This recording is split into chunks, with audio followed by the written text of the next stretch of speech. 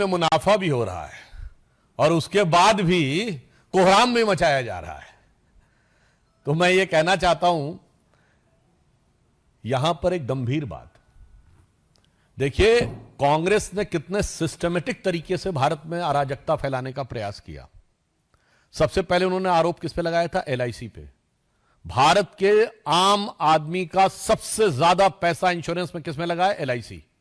तो उन्होंने कहा एलआईसी बर्बाद हो गई। फैक्ट क्या है? एलआईसी ने पिछले तिमाही में 17,000 करोड़ का प्रॉफिट दर्ज किया, जो एलआईसी का ऑल टाइम है। दूसरा उन्होंने किस पे आरोप लगाया? State bank of India.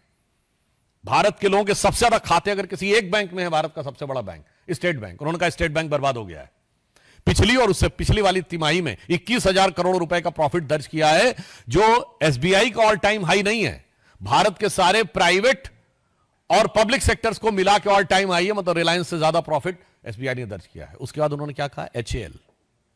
HAL क्या है? भारत का सबसे बड़ा डिफेंस का पीएसयू है और मोदी जी की सरकार में आने के बाद भारत की रक्षा क्षेत्र में आत्मनिर्भरता में सबसे आगे एचएएल है। उन्होंने कहा एचएएल बर्बाद हो गया है। ये सिर्फ 1.5 साल पहले की बातें हैं। 2023-24 एचएएल का रेवेन्यू 29,000 करोड़ रुपीस है, जो ऑल टाइम हाई है, और 80,000 करोड़ का उनका पाइपलाइन में है। उसके बाद अब सेबी के ऊपर अटैक। तो हमें साफ समझ में आता है कि भारत के हर उस आर्थिक संस्थान के ऊपर आक्रमण है जिसके की द्वारा भारत की आर्थिक शक्ति और आर्थिक संपन्नता उभर कर सामने आती है। और उसके बाद आप याद करिए, चुनाव में क्या वादा किया था कि हर परिवार की एक महिला को 1 लाख रुपए देंगे। कितने परिवार हैं? 140 करोड़ की जनसंख्या, 4.5 पर्सन पर फैमिली है। 4.5 से डिवाइड करिए, 31 करोड़ के आसपास आएगा। और अभी बजट आया, हमारा रेवेन्यू रिसीव्ड कितना है? 26,80,000 करोड़, यानी 27 लाख करोड़ से कम भारत सरकार की आमदनी है। और कहते थे 31 करोड़ परिवारों में लगभग सभी को 1-1 लाख दे देंगे, यानी 31 लाख करोड़ रुपया बांट देंगे। और बहुत से गरीब और कम शिक्षित लोगों को वो भरमाने में सफल हो गए। ये साफ बात देख लीजिए कि ये आर्थिक अराजकता फैलाने का लक्ष्य है कि नहीं। और साथ में कौन?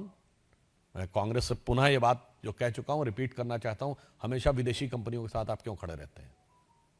आज से 40 साल पहले यूनियन कार्बाइड के साथ 84 में कांग्रेस खड़ी थी, बोफोर्स के साथ 87 में कांग्रेस खड़ी थी, हॉविट्जर के साथ कांग्रेस खड़ी थी, अगस्ता वेस्टलैंड के साथ कांग्रेस खड़ी थी, हिंडनबर्ग के साथ कांग्रेस खड़ी है, बीबीसी के साथ कांग्रेस खड़ी थी। जॉर्ज सोरस का सुर और कांग्रेस का सुर बिल्कुल एक है। वो भी कहता है मोदी को हटाना है हर कीमत पे, और इनका भी कहना है मोदी को हटाना है। और जितने भी आरोपी विदेश में भ्रष्टाचार के आते हैं, वो कांग्रेस के ही प्रथम परिवार से कनेक्टेड क्यों आ जाते हैं? चाहे वो वॉरेन एंडरसन हो, टोबियो कॉट्रोची हो, ग्वाइडो हेस्को हो, क्रिश्चियन मिशेल हो।